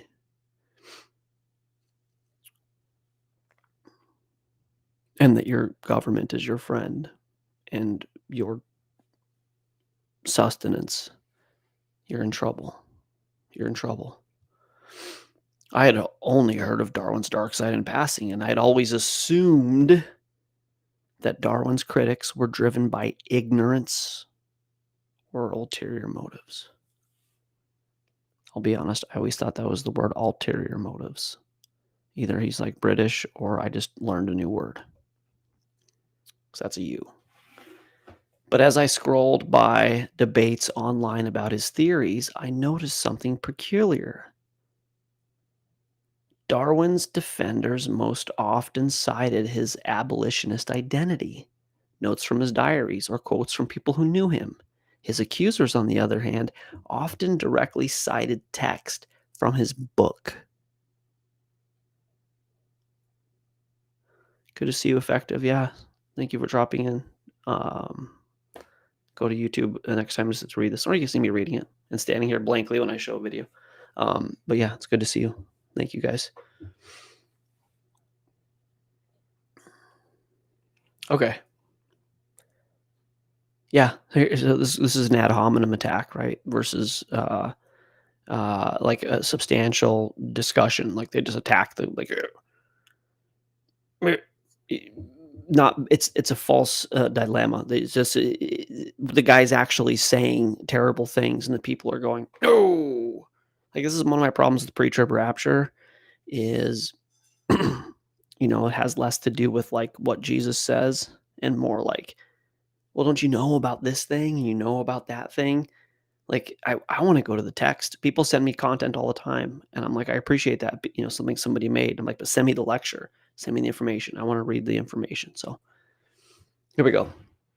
Conclusions drawn from the authorial report approach to the question, in which defenders focus on proving that Darwin himself was not one. Starkly contradicted conclusions drawn from the approach of consulting Darwin's text itself, reading the book. All right, here we go. Although best known for Origin of Species, Darwin does not address human evolution and race until his 1871 book, The Descent of Man, in which Darwin applies his theories of natural selection to humans and introduces the idea of sexual selection. Here, his white suprema, I'm going to let you guys finish that because I can't probably say that word, is revealed. Over the course of the book, Darwin describes Australians, Mongolians, Africans, Indians, South Americans, Polynesians, and even Eskimos as savages. Things that Darwin said that you had no idea as you defend him blindly and get your appendix ripped out of your body and start genocide for $100.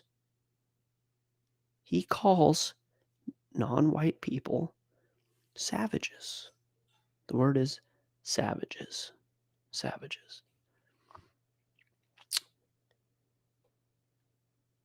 It becomes clear that he considers every population that is not white and European to be savage. The word savage is disdainful, and Darwin constantly elevates white Europeans above the savages. Darwin explains that the highest races and the lowest savages differ in moral disposition and in intellect. This is your boy. This is your boy. Darwin. People love Charles Darwin. He just freed man from this oppressive God as he figured out this way to explain our reality without God. And he's lifted up on a pedestal as a demigod of science. How did this guy start this article? Let's see. English naturalist, known as one of the most brilliant minds in history. He was a curious intellectual and a brave adventurer, well liked by those who knew him personally and greatly revered in the scientific community. He enlightened the world with a transformative understanding of life that became the foundation of modern biological thought.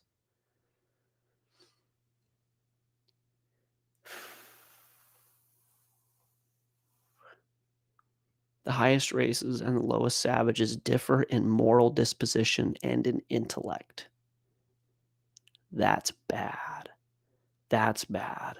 You can't read that like, oh, that was out of context. That was out of context. You can't.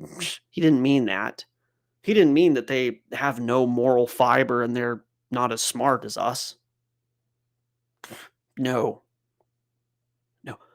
Why aren't we talking about this? In school, if Zulu's still here, Zulu, why aren't we talking about this? That the man who created our reality was a absolute human-hating white supremacist.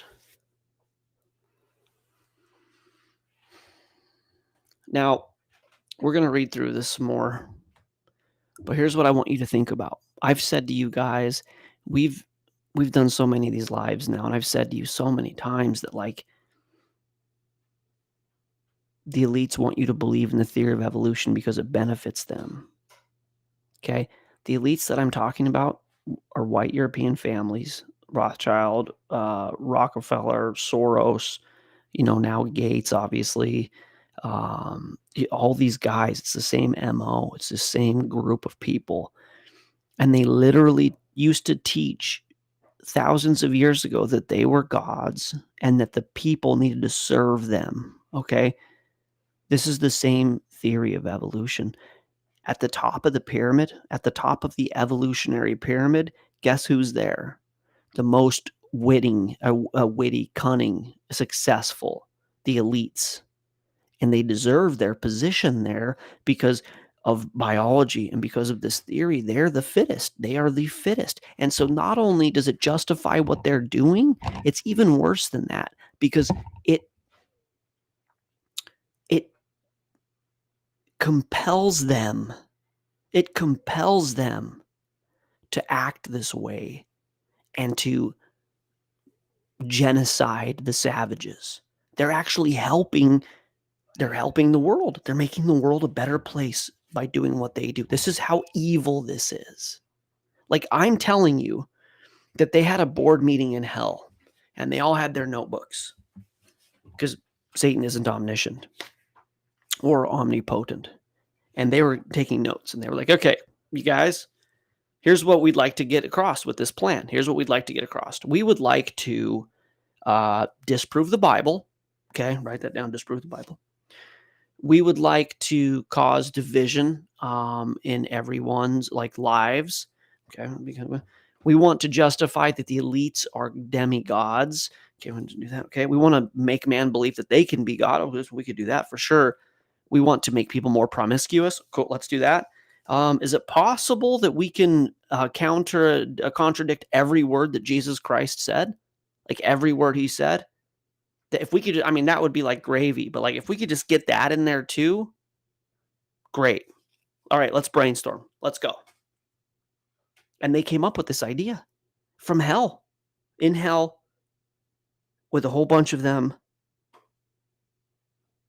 And they teach it through lies, like we see, because they're of their father, the devil.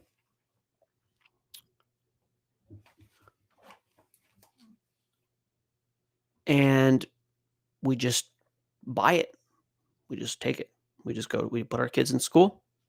You got to understand that if you put your kid in school before the age of 7, which is when school starts, they believe this.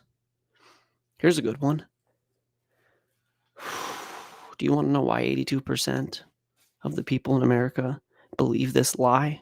This physiologic, destructive, race-dividing, God-hating nightmare? Do you know why they believe this?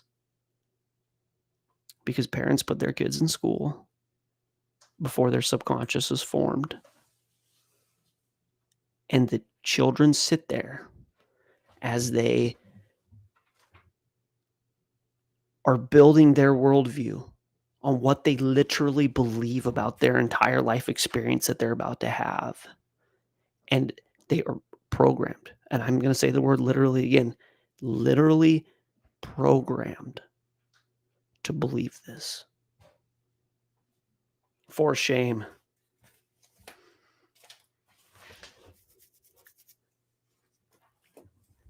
Give them a chance. Give them a chance to believe in God. Give them a chance to believe in us all being the same kind of human. Give them a chance, you guys. See if I can find this really quick. I need to take a time out anyways. Bruce Lipton. What do you think the Bruce Lipton, what do you think that would be, Mom? What that was under that whole ages 7 thing?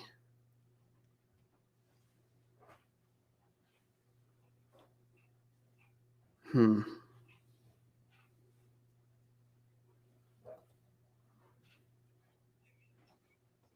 we go. I found it. Oh, thank God. I want you guys to understand what I mean by programming your child.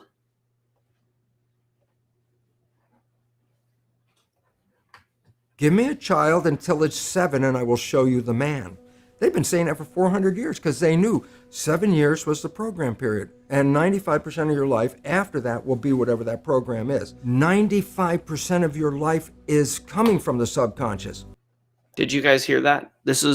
Bruce Lipton is one of the most important persons Stephen Gundry and Bruce Lipton are two of the most important persons in our current reality. There's, Kayasaki's good. There's a bunch of spin-off people, but he's a neuroscientist, behavioral scientist. He's the guy that coined the term epigenetics. He understands how our genetic system works, how neuroscience works on a level that very few people do. I want you to listen to this 18 seconds again. This is one of the most important 20-second pieces of information you are ever going to hear, especially if you're a parent. And also if you're a human, because if you're a human, this also happened to you. I'm going to mute on YouTube so I can read this to TikTok. Give me a child until it's 7 and I will show you the man. They've been saying that for 400 years because they knew 7 years was the program period. And 95% of your life after that will be whatever that program is. 95% of your life is coming from the subconscious. Your life is a printout of your subconscious behavior.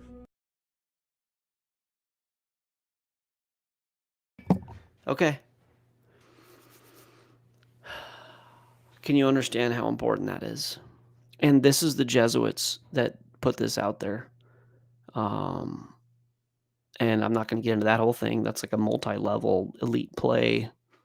They were involved, obviously. They knew. And how did they know? Because they were working for someone who had knowledge, and it wasn't Bruce Lipton. Okay.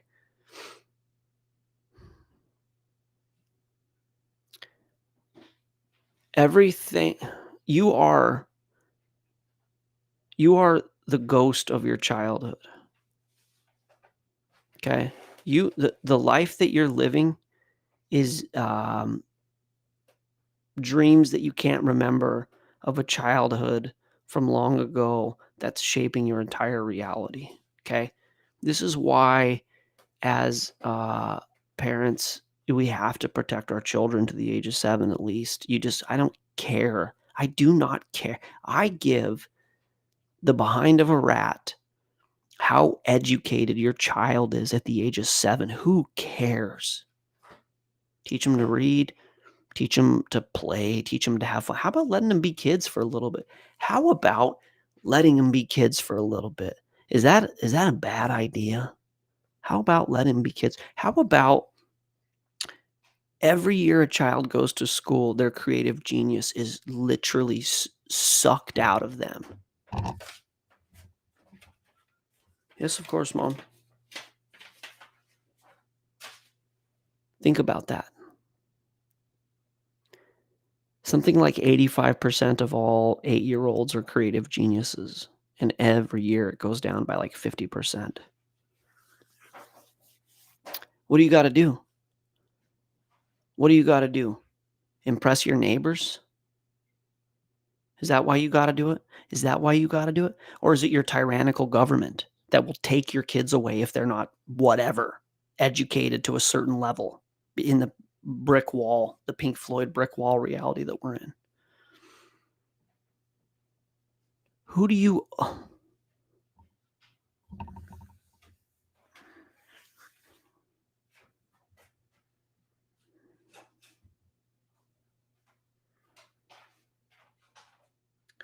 Who do you owe your future life of your child? Who do you owe that to? Your child or society?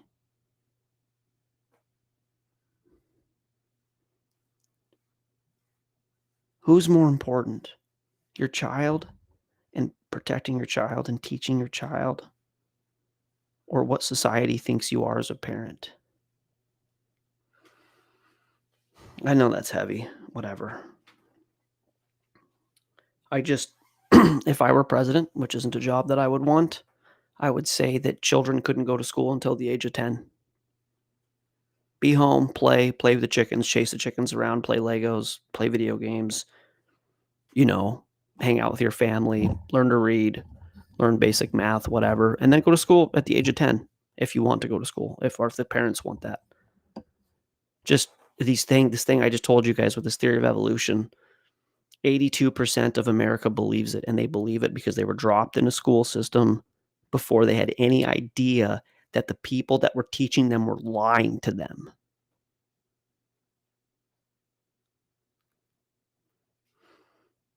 I'm going to say that again. They believe this because when they went to school, they had every reason to trust the people that were lying to them. Okay.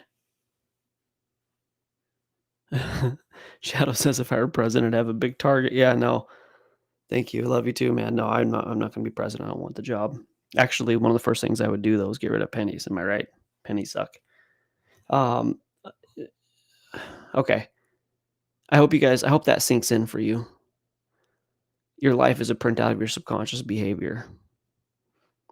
Jesus is very specific about not hurting the children. You got to love the children. You got to take care of the children. You got to protect the children.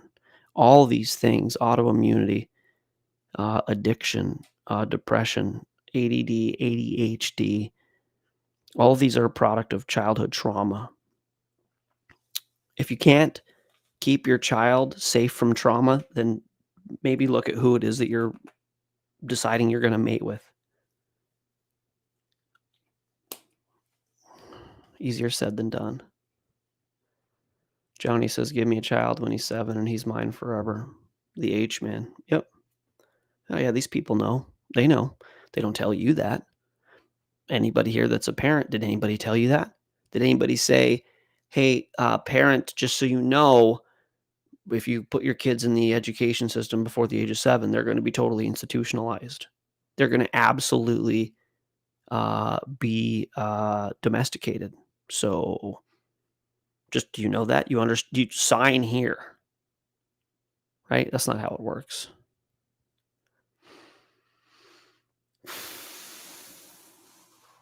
One of the viewers said that they wish they knew. I know, I'm sorry.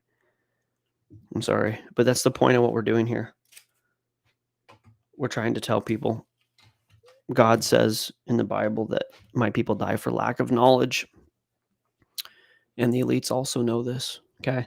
So we're going to tell people, and we're going to, the human condition is sick. It's been sick for a long time. And we're going to try to free God's people. We're going to try and help them. And look, if your family philosophy and focus is making money and having like predictable success, then obviously you're going to have to put your kids in the system. Not obviously, that's actually totally not true. There's unschooling, and there's really successful business owners that have come through unschooling, whatever. But I'm just telling you to think critically, because you know what's cool right now? You know what's chic and vogue is to take your child at like 2. This is what the world system wants you to do.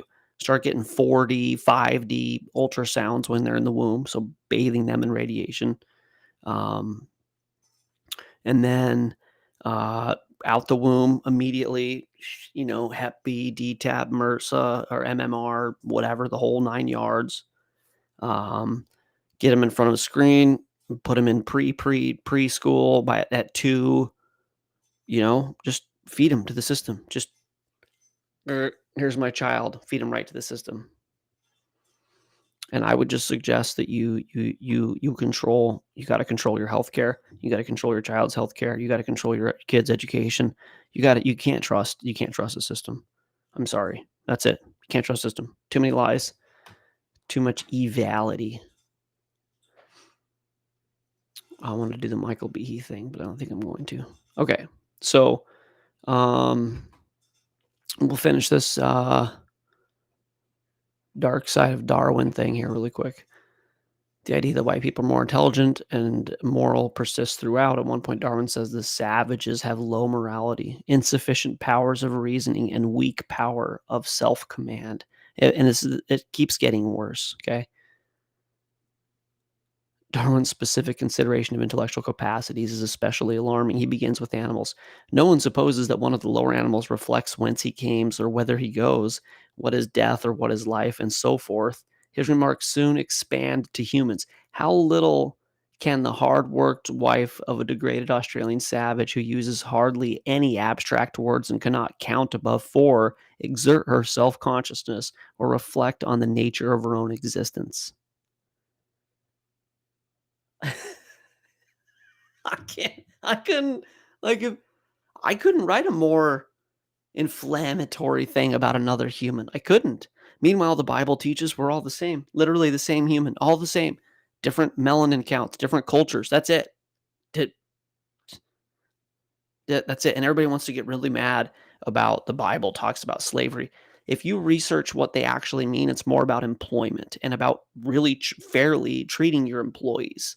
And yes, there was slavery. Yes, there was. But it was a different time, and it doesn't defend it. It talks about how to be very fair. These people had money, they had debts forgiven. Totally different than this version of slavery that we talk about now that Mr. Darwin is totally advocating for. What do you think that the American um, elites that came into this country and built this country did with this information?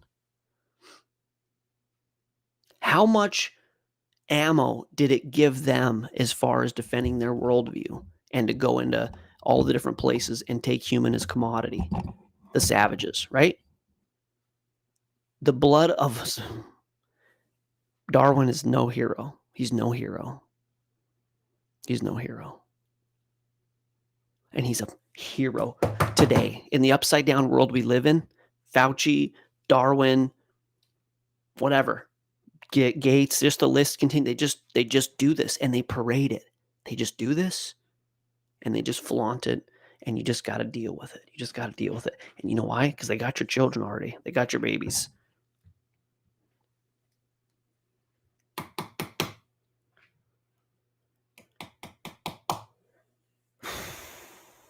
"82% of people believe that aliens put life on Mars and a comet knocked it over here.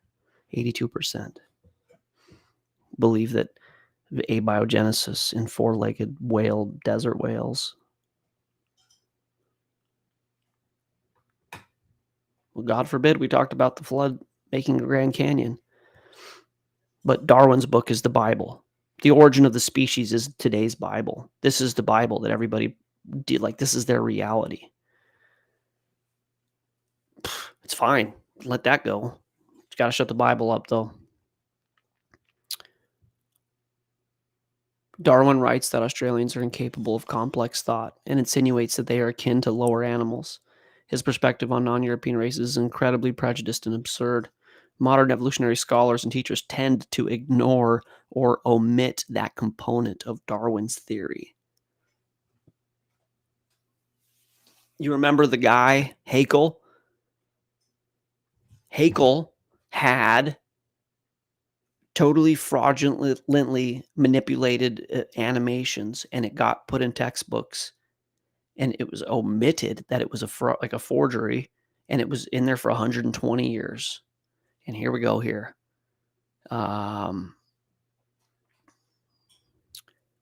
Modern evolutionary scholars and teachers tend to ignore or omit that component of Darwin's theory.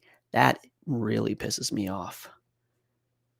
These intellectual elites. Oh, you believe in the Bible? You believe in the Bible in the sky, man? You're stupid.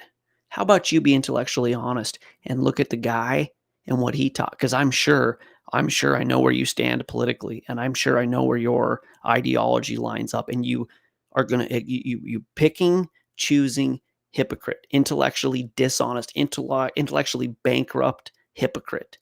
Stop judging people.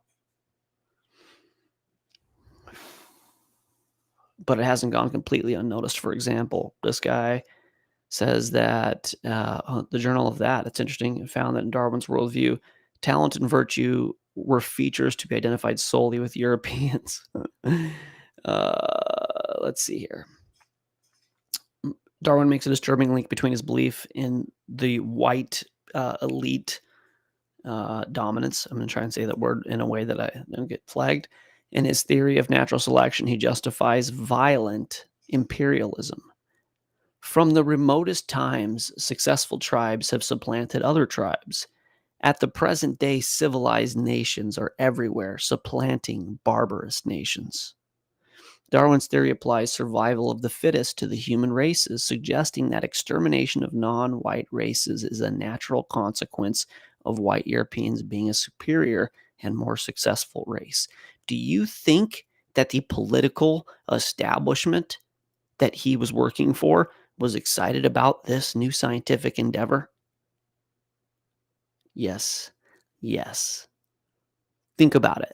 They got the golden ticket. I got the golden ticket. I can rape and pillage and kill everyone, do everything I want to do, and I can totally win. Everybody's going to be like, yeah, he defended nature. He's the best. Hey, we like this theory. Darwin, we really think you got some talent, kid. We like what you're spinning here. We're going to pick up your book, and we're going to make sure that in 200 years, people read it like the Bible. Cool? How much money do you want? Now go with your cousin that you've married and have a bunch of inbred children because you don't even understand how that works. Thanks. The media. Anyone who during this pandemic has woken up and has gone, wow, holy shit, I've been totally lied to. I've been totally lied to about my whole reality. The media, I can't trust the media. You have to understand that they've been doing this for a long time, very successfully beating the same drum, and they are not going to stop it. If you think you're going to change it, you're not. You're not. As for me and my house, we serve God. All you can do is withdraw consent to the best of your ability. Start your own business. Homeschool your children. Grow some of your own food if you can. Be a good neighbor.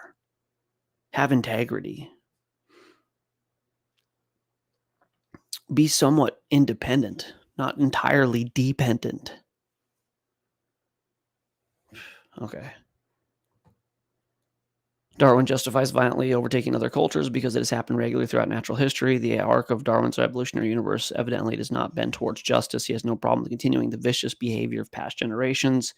Claims such as those made in the title of 2000 book, From Darwin to the H-Man, may not be as alarmist as they seem.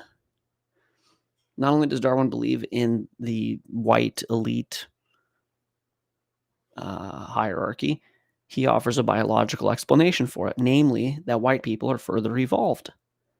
He writes that the Western nations of Europe now so immeasurably surpass their former savage progenitors, I think I get that word right, and stand at the summit of civilization. The summit. They stand on the pyramid of civilization. Darwin imagines the Europeans are more advanced versions of the rest of the world. And he says, to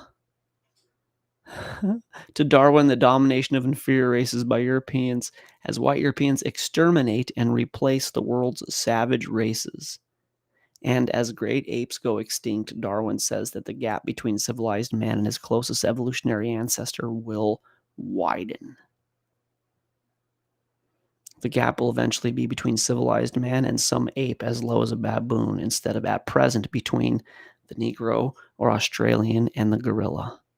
Have you ever in your entire life, it hurts my heart to read this, I've never read anything this racist ever, because I'm not going to read like Mein Kampf or anything. I haven't read anything like that. This is literally the most racist thing I have ever read in my 44 years on the earth.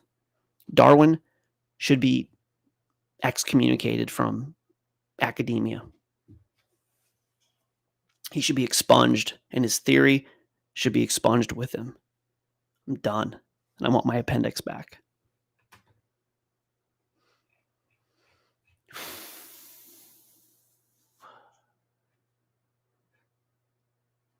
Okay, here's a fun one.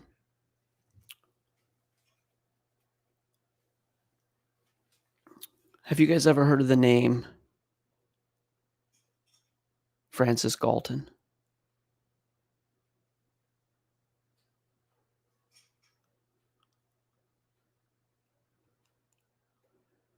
Was Francis Galton related to Charles Darwin? Francis Galton, the youngest of their 8 children, was born in 1822, 13 years after his cousin, Chucky Darwin.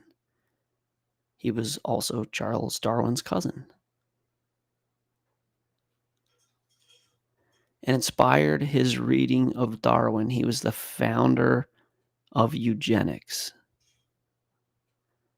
the science of improving the human race through selective breeding.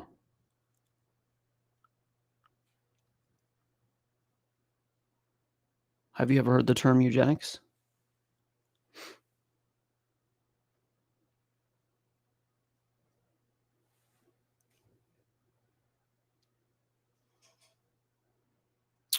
What was Galton's theory? Galton believed that intelligence and most other physical and mental characteristics of humans were inherited and biologically based. What is he famous for? Pioneering studying on humans' intelligence. He devoted the latter part of his life to eugenics, i.e., improving the physical and mental makeup of the human species by selected parenthood.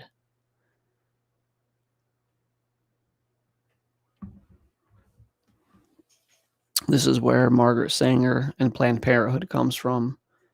This was a major role in the formation of the NAZI group.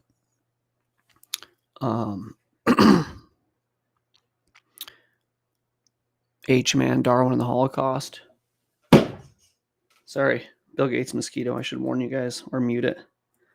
It's like gonna snow and there's still gonna be mosquitoes up here. Hitler. Oh, I said the word Darwin and the Holocaust. How those guys distorted the theory of evolution. In general, the brain is larger in mature adults than in elderly men, and then in the elderly in men than women, in eminent men than men of mediocre talent, in superior races than inferior races. Anthropologist Paul Broca. Today, the R word means dislike for people whose skin is colored differently slightly from ours, usually paired with a suspicion they are not as intelligent or morally upright. Blah, blah, blah, blah, blah. It could go on and on and on. This is what motivated this guy. And he said that he was really excited. He had a whole science ministry, and it was pushing this idea that the Ubermensch, the Third Reich, these guys were like the height of civilization, and that it was their job to go and kill all the non-white people, basically, in particular the Germans. And this obviously was where a lot of anyways, it gets ugly. I think I'm going to wrap up on that. I think I've made the point, but you guys, we'll get into the science about it more tomorrow. I know I covered whales, or not tomorrow. Tomorrow's Sabbath, but Saturday. Probably do 2 more parts, I guess, on this. But I guess I wanted you to see the depravity of it. And one of the reasons I came on the show and was like already in like a bad mood was because I'd been researching this and I was all fired up on this. Listen to this. Darwinism by itself did not produce the Holocaust, but without Darwinism, neither the H-Man nor his group would have had the necessary scientific underpinnings to convince themselves and their collaborators that one of the world's greatest atrocities was really morally praiseworthy. Thanks, Galton. Thanks, Darwin. Appreciate your hard work. Like the Bush family, that one thing I did. Thank you for your service. I'll close these out. So whatever. There's that. You're welcome. And I'm sorry.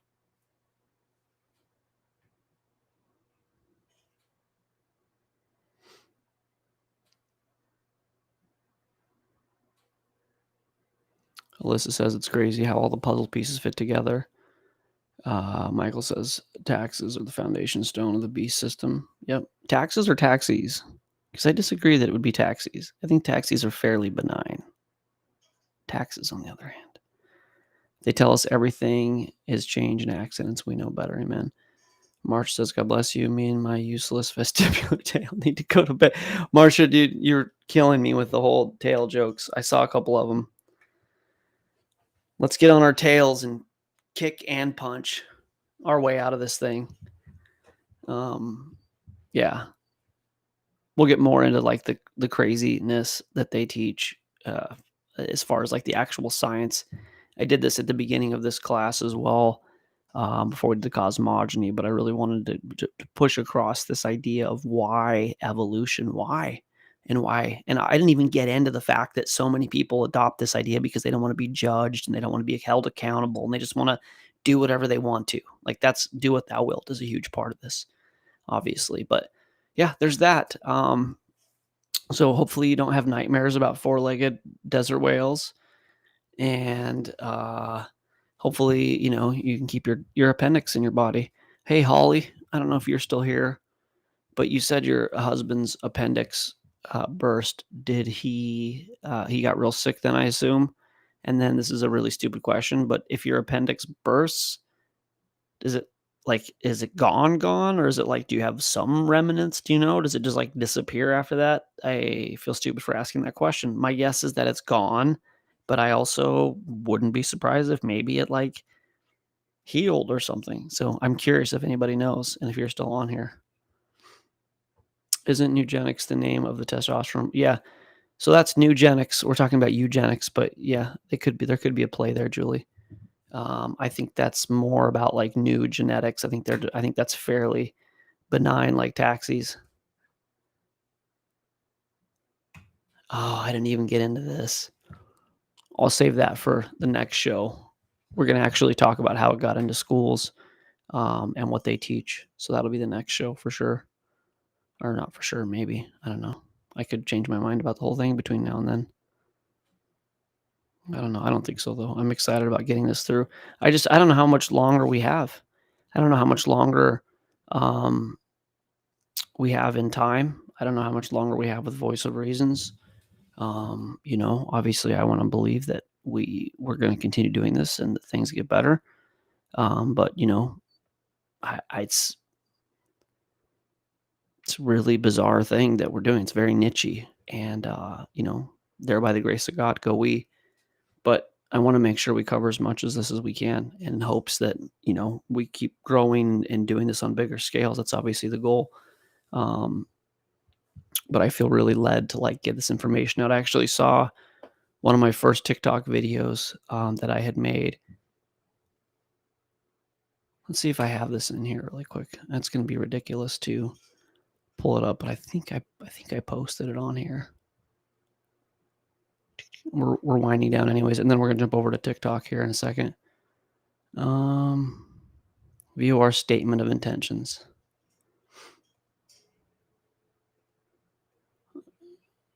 I'll show you this real quick, you guys.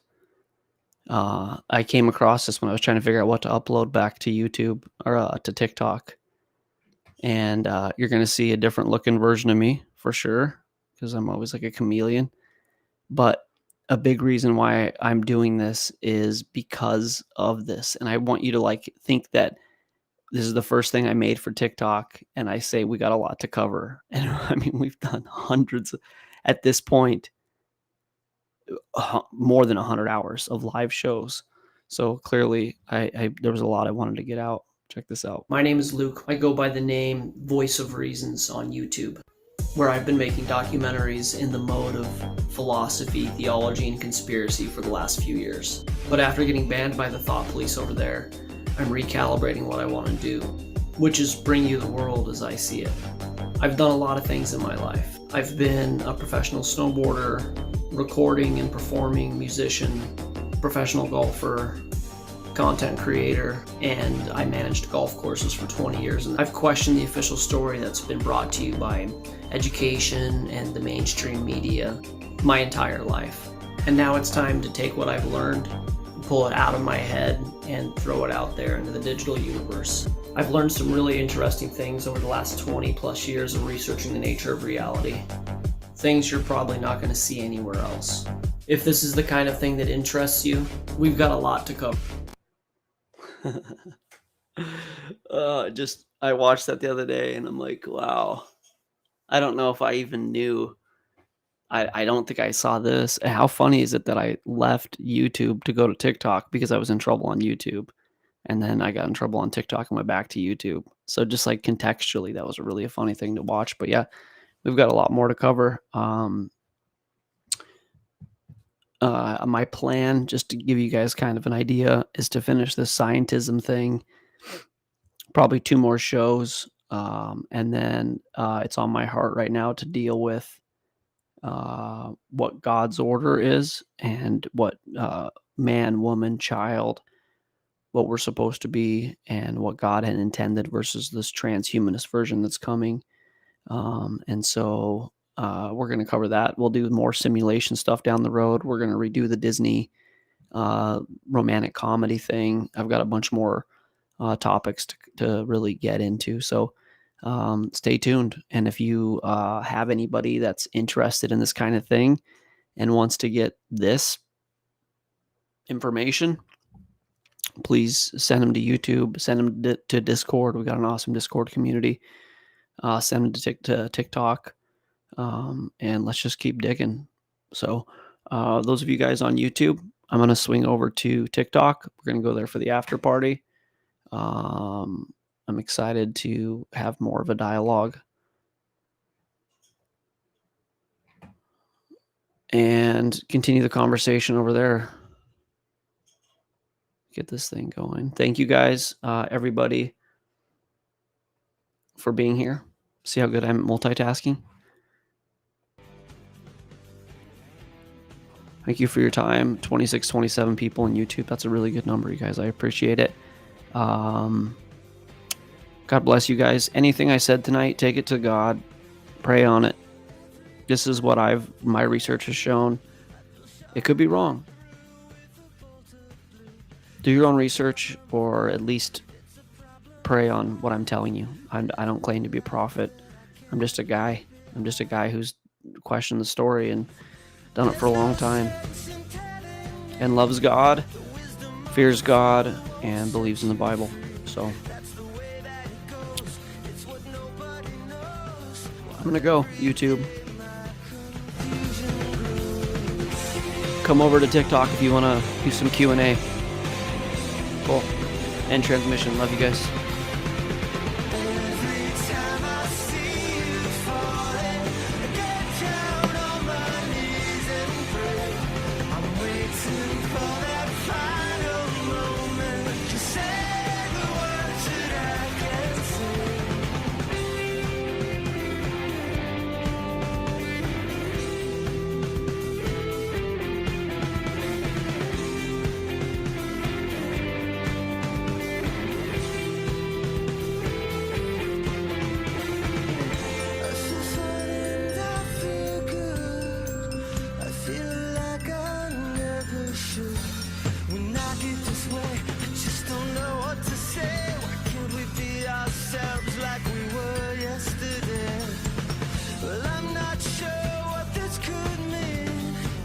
I don't think you're what you seem.